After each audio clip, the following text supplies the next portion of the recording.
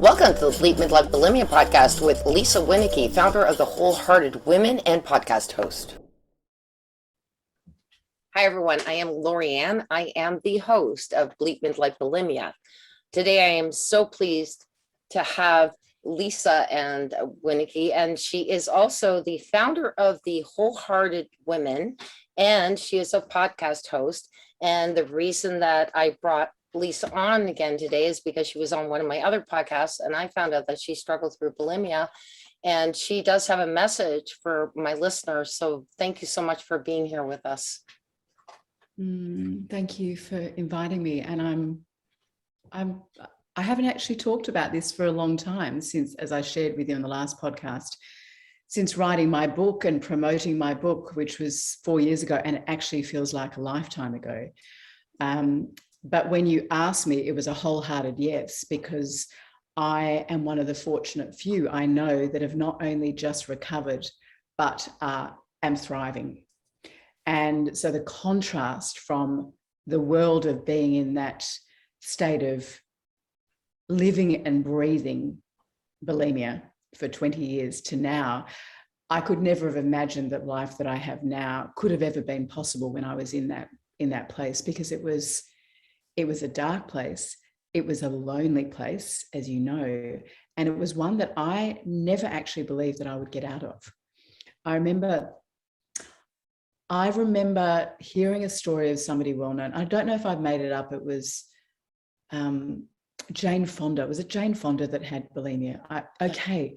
And I remember reading it going, and she had it for years.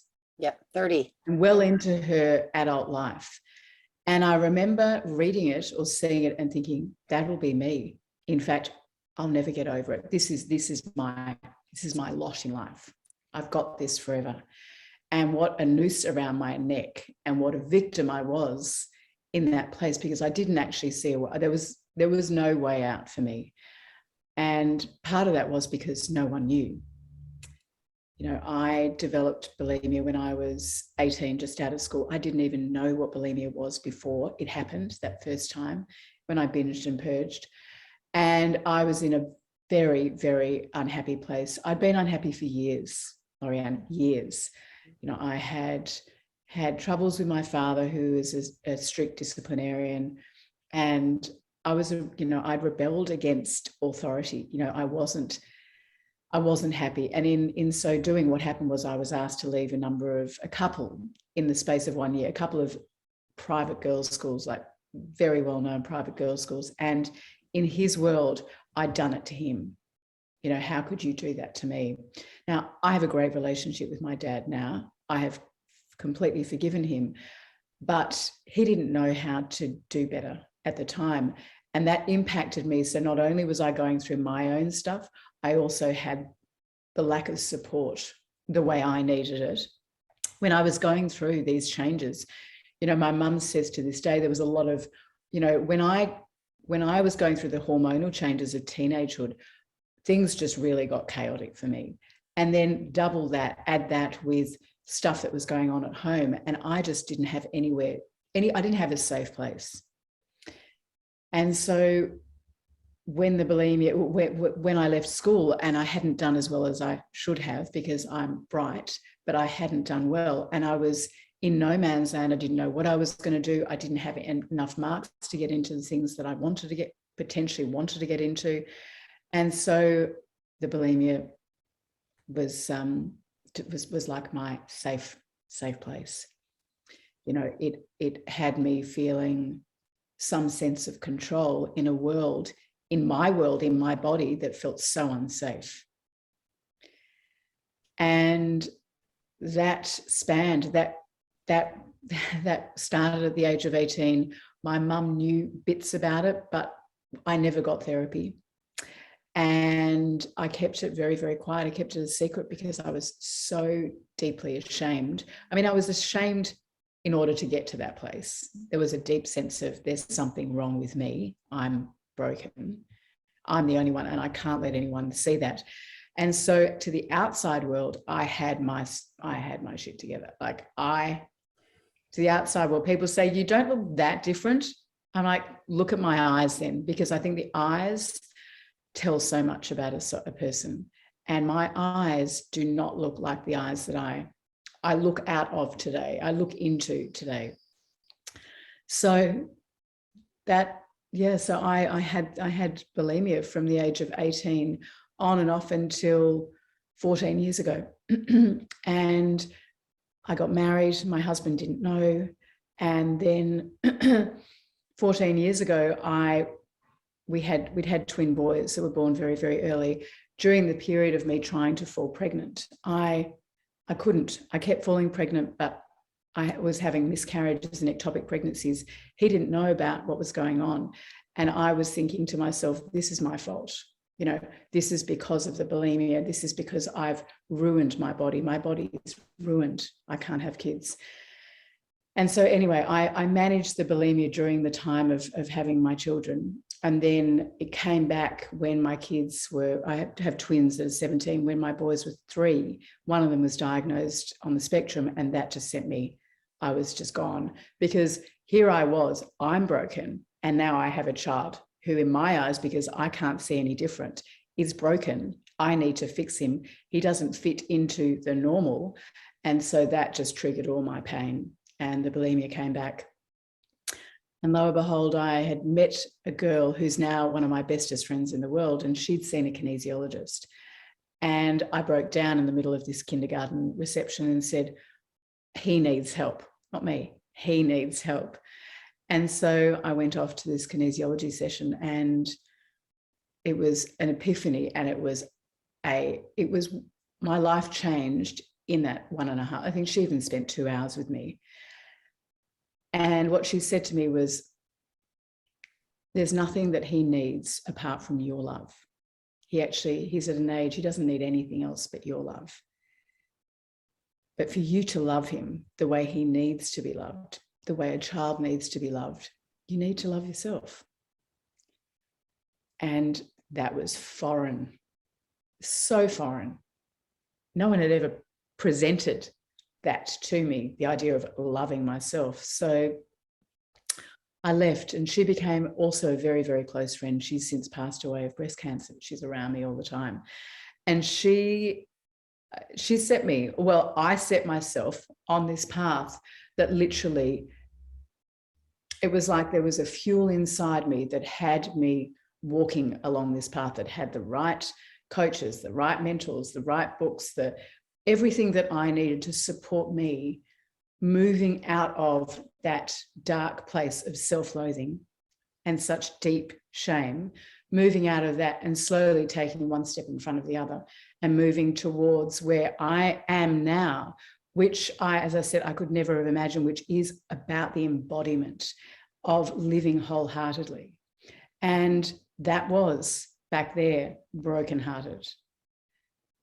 And now to return to love, to return to my whole heart, to live from this place, to love from this place, it has taken 14 years, and it has taken an incredible commitment and investment in me. And I've been so supported. You know, I spoke about my ex-husband that supported me the whole way through, until I realized that the woman that had chosen to marry him was not the woman that is sitting here in front of you now. And I had to make that choice to my whole heart. It was a hard choice, but my heart was calling for me to step out of the marriage. And I knew that in doing that, it was going to be the right thing, or not even, I don't like the word right, but it was going to be in the highest good. Although he may not have seen it at the time, it would be for the highest good of him and also for my kids. Because the thing that drives me, that motivates me, that inspires me is more than anything, and I get emotional every time, is the legacy that I want to leave my boys. And that is to live and lead from the whole heart. And it takes courage, enormous courage, because people don't like that. People don't like change. You know, people like safe, people like familiar. And when you step out and you choose boldly decisions that actually come from the heart, sometimes it makes no sense to anyone around you and yourself. So it's been a journey, and it's still continuing. The pain was in the disconnect from myself. The pain was not in being able to feel safe to feel my feelings. It's a big one.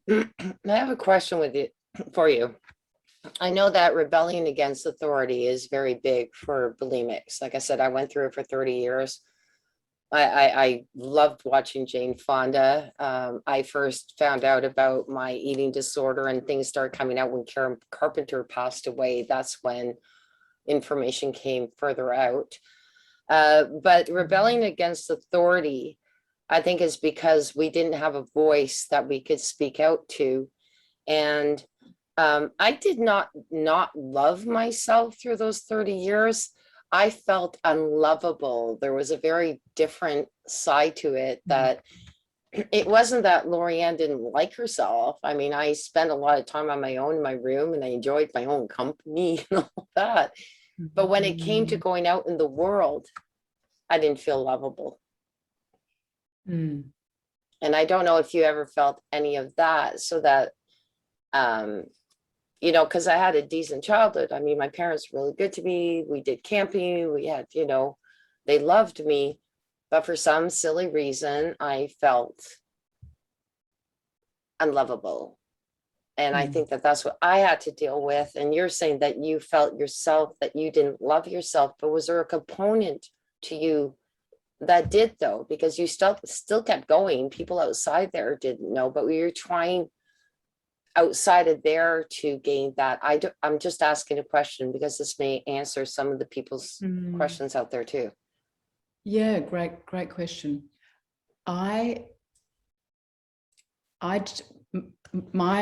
where I sit, I don't believe and I don't feel that if I'm unlovable, which absolutely I felt unlovable, if I'm unlovable, then that stems from my lack of lovability of self.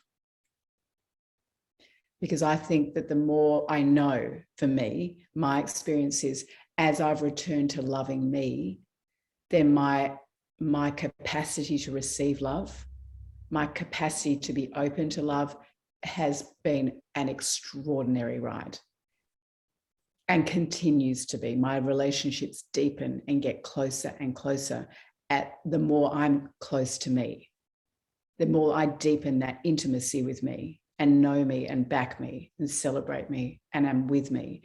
So I don't believe that I felt love of self. You know, were there times of enjoyment? Or yes, I thought they were enjoyment, but if I look at where I am now and how much I enjoy things, I didn't have that felt experience. I might have known there were things that were enjoyable, but now I get to feel the enjoyment of things. Does that make sense? Absolutely. So you fulfilled that. It's not just, yes, I might have felt there was something there, and obviously there's something there for us to be able to find it in the end, like you've been able to. But I guess in a sense, what you're answering is the question I wanted you to answer, is that some people who are struggling through bulimia believe that, yes, I do like myself, but there's still something you're struggling with that's not completely fulfilled at this time that you need to find.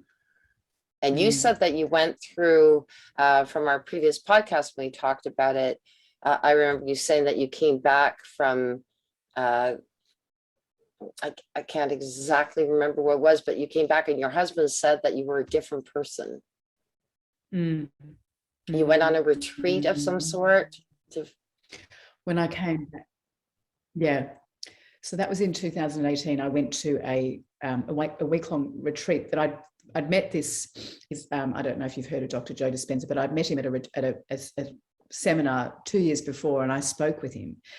And I made a commitment when I spoke to him that I would go to the next retreat that he ran in Australia, and he ran it in 2018.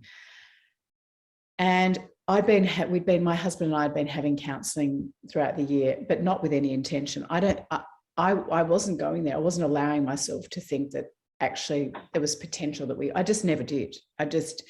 Was because I was inside of my senses, and my senses would never have allowed me to see that could be possible, or because it would have been far too scary. But during this meditation, this week-long meditation, it was about the 4th or 5th day, we did a 3-hour meditation. And during this meditation, he took us into a hypnotic state and used what we call a mind movie. I don't know if you've heard of mind movies. They're like moving vision boards, and with photos and affirmations. And I'd created it at the start before I came on the retreat, but we were to use it to get ourselves into a state where we could receive it and we could create it and manifest it. Well, I was looking at this during this meditation and I couldn't connect with it. The photos and the affirmations of all the things that I thought I wanted to create, there was no connection. I looked at it and it looked superficial and it looked very flat. And I thought, if that is not what I want in my life, that's not bringing that who created that? And when I came out, I literally broke down on the floor, and this beautiful man who I'm still friends with held me as I sobbed, knowing that the marriage and the life that I'd created was not the life that I wanted. It didn't light me up. It wasn't, it was what I thought happiness and success was going to be. But when I got beyond my senses and I connected to something greater, my inner knowing, higher self, whatever you'd like to call it, that was very, very clear. And so with that information, I could have chosen to ignore it. I could have chosen to come home, but I couldn't. It was there. And it was terrifying, actually, because I had a 20-year marriage with 3 boys. I found motherhood not easy. The idea of being a single mother. He was an incredible supporter, financial supporter. We had a wonderful lifestyle, and the idea of me being fully responsible when I'd never been responsible financially. And I had that story running from a young child. And so it took enormous courage, and it was painful. But he said, you're not the same woman. You're not the woman I married. And I have to give you accolades for that, because that does take courage. Because like you said, particularly if you've been in a marriage for a certain period of time, and to be able to just not automatically, it's never automatic, but to finally come out to say, I know there's something there for me that I need to go out and do, and I need to take that step away to do it. That takes a lot of courage. And I think that's a lot of people that are struggling with eating disorders, particularly in midlife, where they're in a marriage and they feel that there's a bigger purpose or bigger something out there, but it's really hard because change is difficult, and accepting something that what you were saying, you realized it in yourself. And like I said, I give you accolades for doing that, and more than accolades. I mean, to be able to say that and say, I need to follow this, and I'm going to take these steps. That's courage. That's amazing. I did the same thing, by the way, so I get it. But it's nice to hear another woman saying that, because some people will say, what, you left, what, you did that, why did you stay? You've got parents who are saying, and there could be a failure syndrome on ending a marriage. There could be all of those things that can make you feel, and it's not easy. And I did not overcome my bulimia right away after leaving my ex-husband. It took about 7 years before I did. But I was healing a lot better through that, just because, yes, I did the same thing as you. Get married, have kids, what society tells you to. Yet when I was in my teenage years, I said I'd never get married, never have children. This is what I want to do. And then you fall in love and things change. And I'm not saying that that's bad, but sometimes you lose yourself in that. In that whole societal, this is what's expected of you, if that makes sense. I don't totally. I think we lose ourselves from the moment we come into this physical body, though. I believe we lose ourselves from the moment we come into this world, because we're looking outside of ourselves to see, how is it? How is it? How am I? Everything, we're creating meaning from the moment we come into these, to the moment we arrive. And so, and we're relying on those people around us and the environments to tell us, to share with us, to explain to us, to help us understand how to orientate ourselves through life, how to navigate through life. And that's where the beliefs come in, because we need, you know, one of my mentors, William Whitecloud, has written a great book. He's written a number of great books, Secrets of Natural Success, but he talks about it. It's like a car. A car needs to know how to orientate itself. The body is our car. And so we need to know how to move through life. And so we take on certain beliefs to support us to know how it is. You know, if we believe that we're not good enough, well, then our intention, what we unconsciously become aware of and what we do, is to resolve or to prove, to constantly prove that we're good enough. It's fascinating. I find it fascinating. And I think that, yes, we might say that we lose ourselves more so in a marriage, but the identity is already there. We've already got an identity that actually doesn't even belong to us. We've taken on roles, beliefs, values that may not even be ours. And so that is a returning home to self. That is a returning home to our heart. And that's why it's such a deep, profound journey, because we're unpacking, what are our beliefs? What are the things that we are constantly seeing? Like, what lens are we looking out into the world? And what are we seeing based on these beliefs that we're unconscious of? What values are we living by? Are we aligned to the values that we're living by?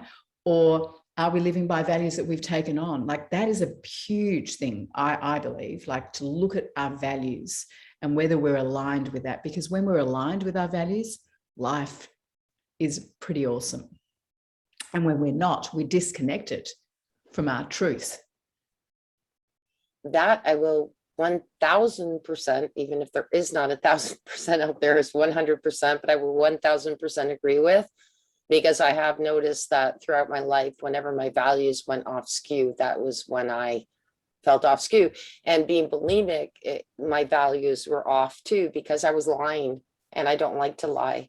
We all lie. Anyone who says they never lied is a liar. But if it's not right by you and you're hiding something, you're lying, and that goes against your values as well. So that's another thing that I put out there. But you're absolutely right. Having said this, thank you so much for sharing that, Lisa, because yes, from the time that you're born, you're taking things in, and I never really looked at it that way. So, you know, it could pile up like Lego pieces, and then all of a sudden you have to say, I got to take this apart and rebuild it, right? Yeah. Or even take it apart and let it go, let it loose, lighten the load, and then you return to you. I mean, that's what happens. You take it all off, you can, and that's, you know, I love that. I always forget it, but it's a Rumi quote, and it's basically our journey in this lifetime is to remove all the barriers between ourselves and love. And I really believe that that is the process of returning home to self, is what beliefs, what values, what have I taken on that are actually keeping me from loving myself, but also being in a state of love, which is our true nature. Yeah. This is beautiful. Now, I know we're getting to the end of the episode, but I would like to, if you can please tell us about your book, because I know that you said that you wrote it a while ago, but my listeners could definitely, I'm sure, get a lot out of it. So if you can please tell us about that and where we can find it. So I wrote a book which is called The Dawn of Hope, One Woman's Path Back to Love, which is interesting that I wrote that tagline, because actually that is absolutely what the path from bulimia in recovery is, to returning home to love. And as I said, love of self primarily.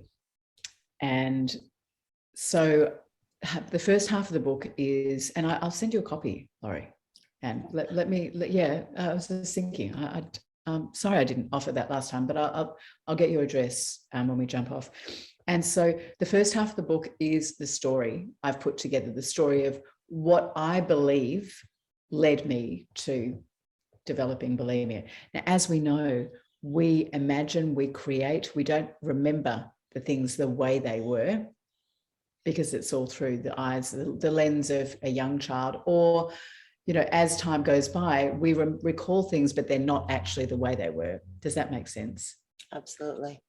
So the story is, for my best interpretation of what I believe led to me developing bulimia. And then the next half of the book are the steps, are the practices, are the things that supported me in moving from having bulimia to being fully recovered. And so I cover things like compassion, and I thread my stories through it as to how that's supported and how I illustrate it, because I love storytelling. And forgiveness was a massive part of the journey, and it was in forgiving me, which doesn't come easily. It takes as a process. You know, it's not, I'm going to forgive myself for, you know, wasting, in my mind, that was a big one, wasting 20 years of my life. And when I was able to really learn and cultivate that muscle to want to forgive myself, knowing that in not doing it, that I was going to be carrying that through for the rest of my life. It was my burden, not anyone else's. It made it easier for me to want to commit to seeing how I could forge a new path where forgiveness was very much a way of life. And so there's other parts, but discovering who I was, my authentic self, and a whole other. So the first half is sort of more my story, and the second half is really the tools, but also practices that support, but they're for anything in life, whether it's bulimia, addiction, whatever it is. It's relevant for healing. It's relevant for coming home to love. So it's called The Dawn of Hope. Coming home for love. That's I agree with that completely, because it was when I gave up my bulimia that I had to deal with more emotions, but I also had to then I learned to feel the love. And with love, there's pain, and it might be frightening, but it's a heck of a lot better than bearing it. Yeah. It's an extraordinary feeling. Yes. When you open your heart to feel. Yes. Feel it all, because to feel love, as you know, we've got to feel the depths of grief and sadness. It's just not possible to feel that without the other. Absolutely. So thank you for telling us about your book. Where can our listeners reach your book? I believe it's on Amazon, right? It's on Amazon in Canada. It's not on Amazon anywhere else, because I reclaimed all the books. So the best way, if they would like to get the book, is just to email me and I can send a copy for the time being. I know it's not probably the easiest way, but that is the way it is at the moment. So email me at lisawinneke.com. Will you put the links somewhere? Absolutely, I will. Yep. But just for our listeners who may not go to the link, we're just going to spell out your name, if you don't mind. Sure. It's Lisa, Lisa Winneke, Winneke. And so my email is lisa@lisawinneke.com. Perfect. Excellent. I really appreciate your time here and sharing your story. It's not always easy for, I know there's a lot of women out there who are still hiding and saying that this is shameful, but I think that you agree that you have to stand up to it and say, I want help, I need help. And there's people out there to help you, even if it's just by email and saying, I'd like your book. Can I have it? Can I read it? And I really believe that that will help the women out there. Whether you're 18, by the way, I was the same age as you when I started mine too. Whether you're 28, 38, 48, 58, 68, it doesn't matter, but there is the help out there. And definitely today there is. So thank you so much. I really appreciate you being on here and sharing your story. And can I just finish off by saying I absolutely wholeheartedly agree with that. Support. We're not meant to do it on our own. And you'll be surprised. This is for anyone listening. You'll be surprised if you share your story. Or I want to say when you share your story.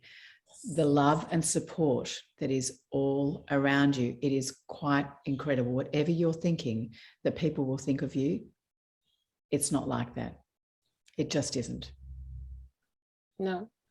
And I will share this really quickly because I was saying that I put this on my Facebook, and I put Bleep Bulimia is on Facebook, and it's got the website bleepbulimia.com. But when you go out to social media, you know, you expect your haters, they're called.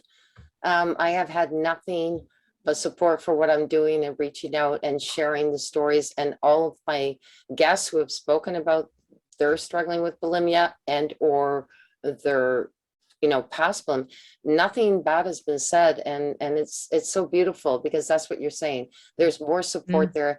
Don't be afraid to reach out. People want to help you. Yeah. So again, thank you Such again, a beautiful thing Lisa. you're doing, Lorianne. Thank you so much. It's a beautiful thing you're doing. Really is much, much needed. Thank you. All right. You take care. And listeners, thanks for listening. Take care. Bye. Thank you for listening to this episode. Be sure to visit me at bleepbulimia.com.